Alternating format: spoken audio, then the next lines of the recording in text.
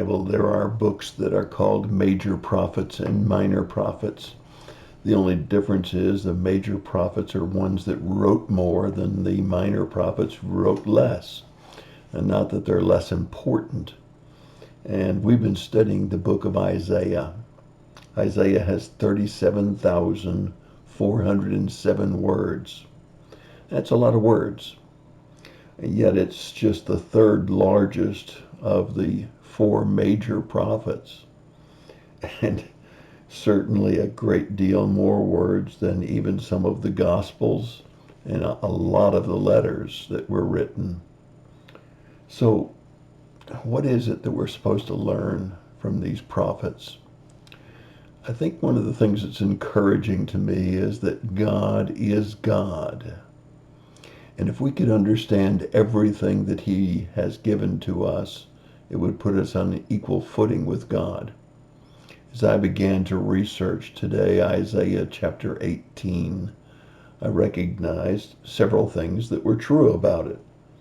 The book of Isaiah is broken down into parts. And in those parts, there are certain things that we know about it.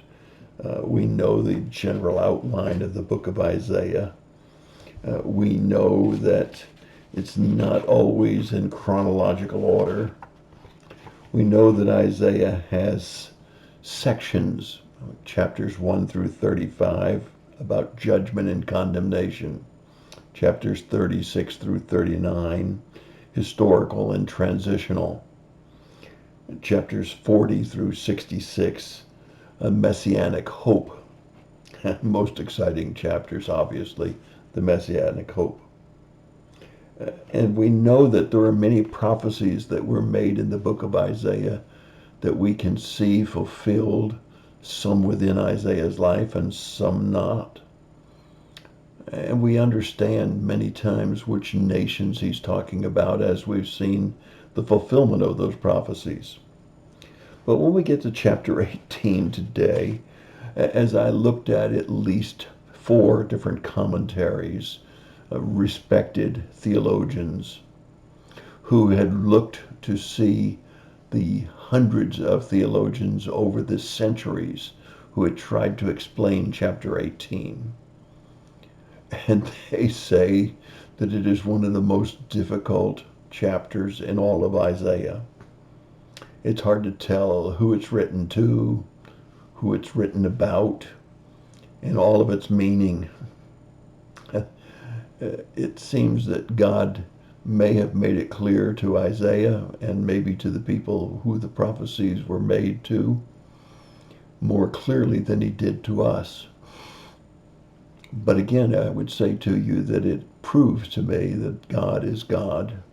And if I could understand everything he does and everything about his word, it would put me on an equal with God. And that I certainly know is not the case. So what can I say about chapter 18? Well, the one thing that I can say about it is it talks about judgment and how blessed are those who understand God's judgment and take heed of God's judgment, his warnings.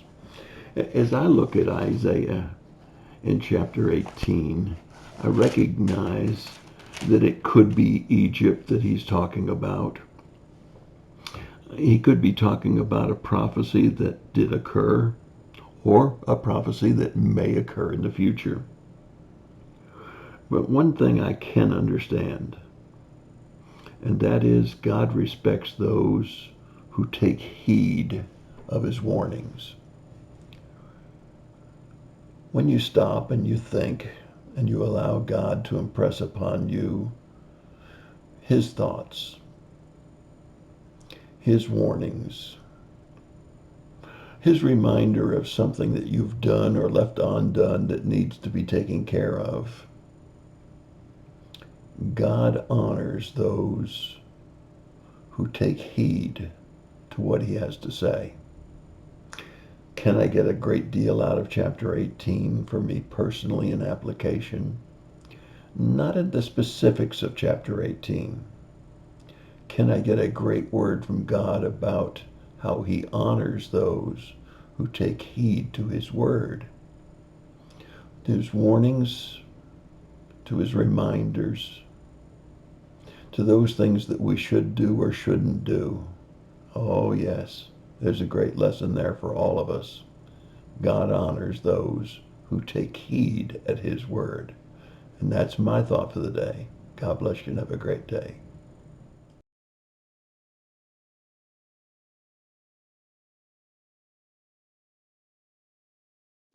Oof, oof, oof, oof, oof.